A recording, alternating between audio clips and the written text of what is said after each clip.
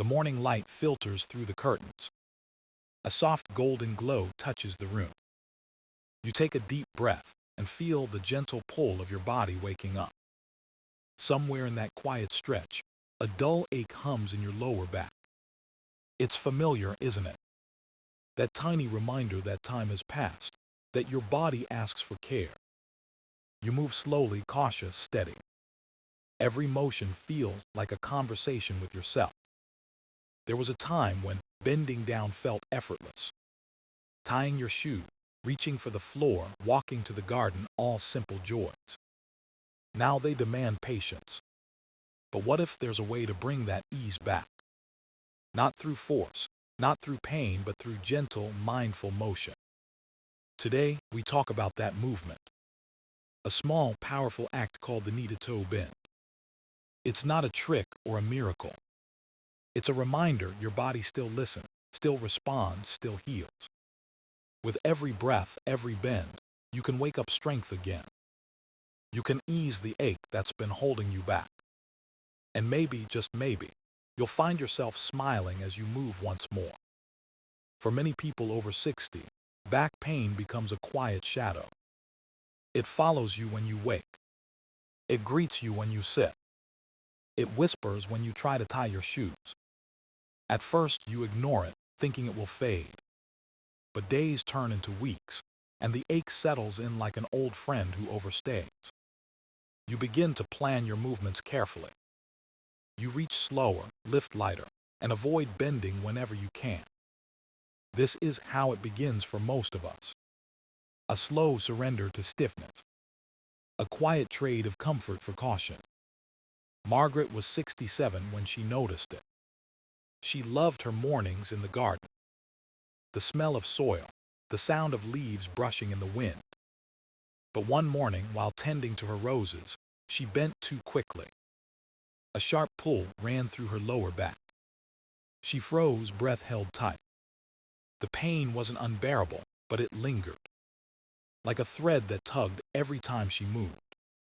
She rested that day, hoping tomorrow would bring relief. Tomorrow came, but the ache stayed.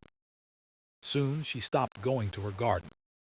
The weeds grew taller, and her roses began to fade. She started avoiding the stairs, too. Then came the small changes, sitting longer, walking less.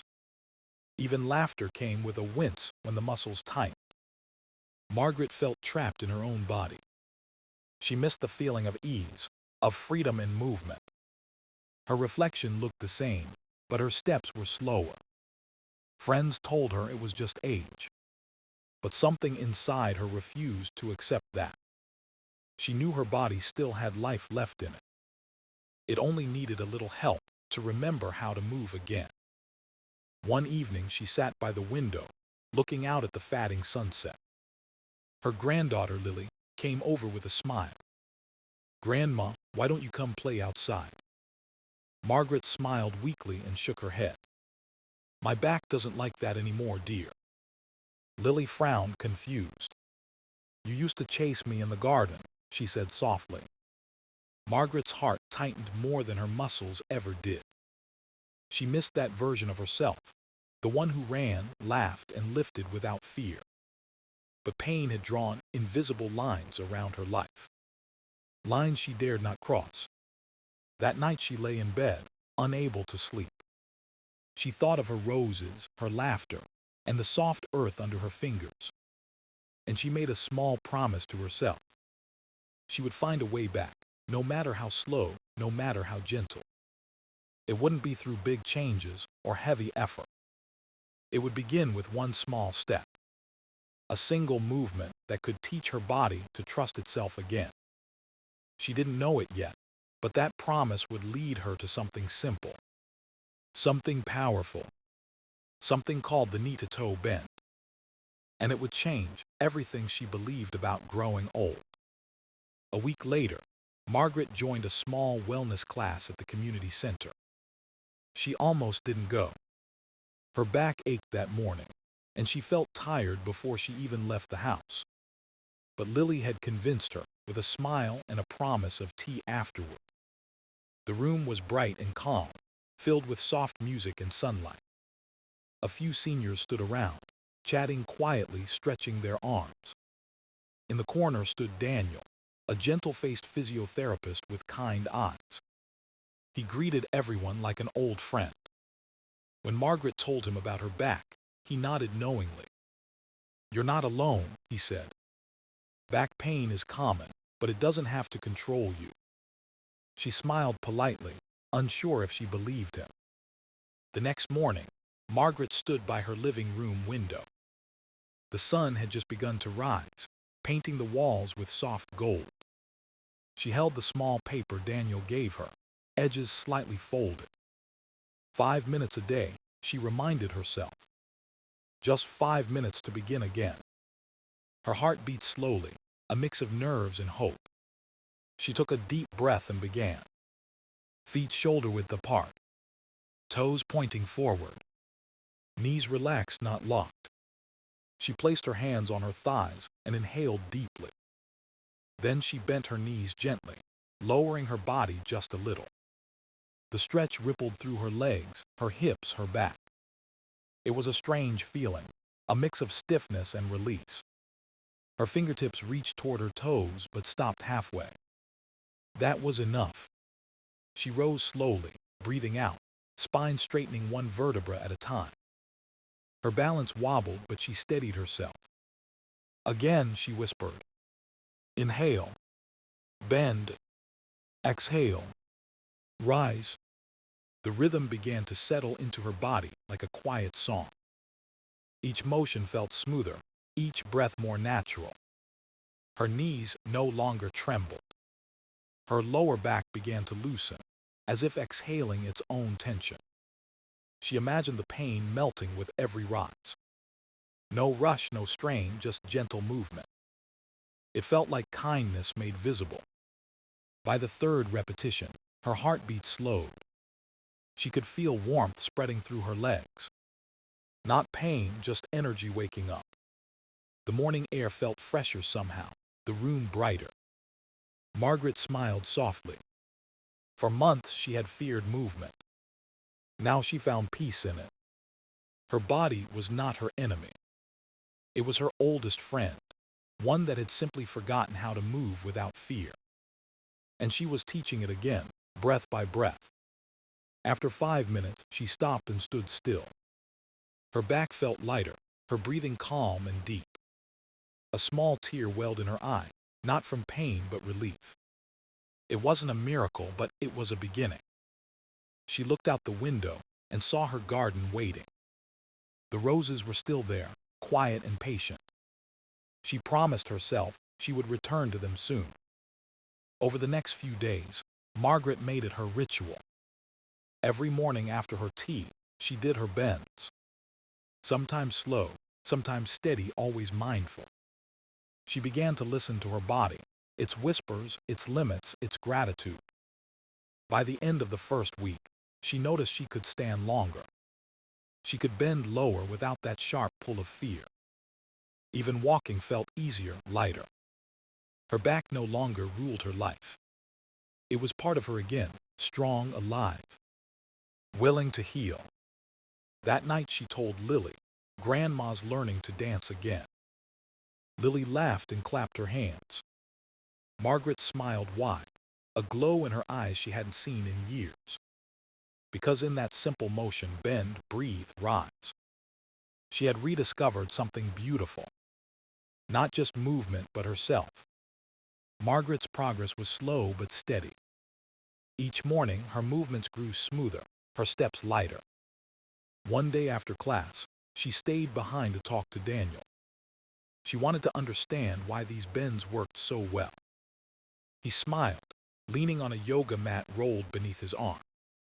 "Your body is built to move," he said gently. "When we stop moving, we start losing." Margaret nodded, curious. Daniel continued, his voice calm and steady. "Think of your body like a well-tuned instrument. When it stays still too long, the strings tighten.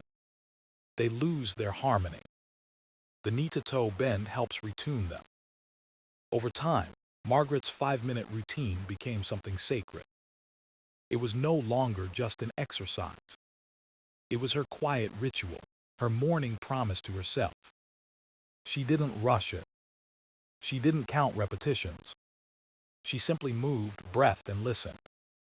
Every bend felt like a soft conversation between body and soul. She would start by standing near the window, as the day's first light touched her face. The world outside still half asleep, the birds just beginning to sing. She inhaled deeply, feeling the air fill her chest. Then she bent her knees, slow and steady. Her hands drifted down, almost floating toward her toes. Her breath guided the rhythm, gentle, forgiving, alive. No tension, no goal, just presence. There was peace in the motion. She found herself thinking less, feeling more. Each breath carried away an old worry. Each bend released a memory of pain she once held tight. It wasn't about how far she could reach anymore. It was about how deeply she could connect with herself. Margaret realized movement could be a kind of meditation, a dance between breath and balance, a quiet moment of gratitude for simply being here. One morning, she noticed the difference. The stiffness that used to greet her each dawn was gone. Her body felt awake, alive, almost eager to move. Her mind, too, had changed. She no longer feared bending, reaching, living. She trusted her body again, and that trust brought her joy. Pure, childlike joy. Sometimes she would close her eyes mid-movement. She could hear the wind outside, the hum of morning life. And in that sound she felt connected, not just to herself but to the world. To every person who had ever struggled, healed, and begun again.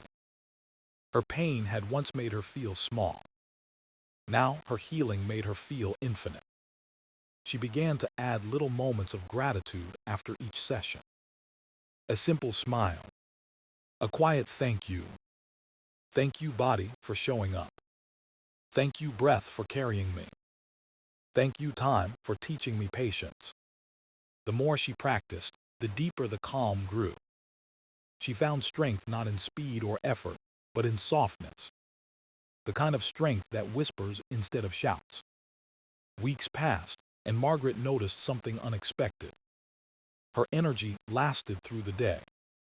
She laughed more, slept better, and carried herself taller. Even Lily noticed. "Grandma, you look lighter," she said one afternoon. Margaret laughed softly. "Maybe I am," she replied. "Not because I lost weight, but because I let go." That night, as she stood once more by the window, she watched the stars appear. She thought about how far she'd come, from pain to peace, from stiffness to grace. She bent one last time, slow and gentle. The motion was simple, but the meaning was deep. This wasn't just about healing her back. It was about healing her heart.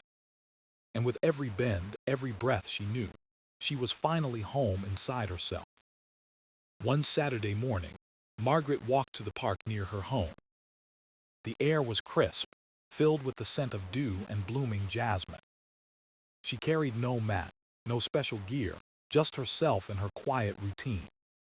As she stretched by a tree, an elderly man nearby watched curiously. "Is that yoga?" he asked with a chuckle. Margaret smiled.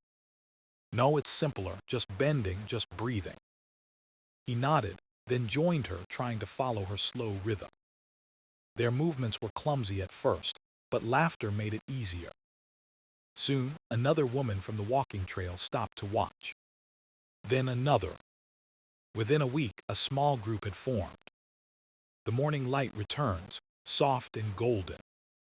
Margaret stands once more by her window, breathing deeply. Her body moves with ease now, her spirit calm and open. Outside, the park is alive with gentle laughter. The morning movers are already gathered beneath the oak tree. Their slow bends mirror the rhythm of life itself. Each movement, a quiet thank you to the body that carried them this far. Margaret joins them, her steps steady and sure. She bends, rises, and smiles at the sky. No pain, no fear, only peace. She remembers the first day she tried, trembling and unsure. Now, her every breath feels like a celebration, not of strength alone, but of softness, patience, and hope. Because healing didn't come in a day. It came in moments, small, kind, consistent. As the sun climbs higher, she closes her eyes. The warmth touches her face like a blessing. Movement had given her back more than mobility. It had given her meaning. And somewhere deep within she whispers, "Keep moving, keep living." For every bend, every breath is a promise to begin again.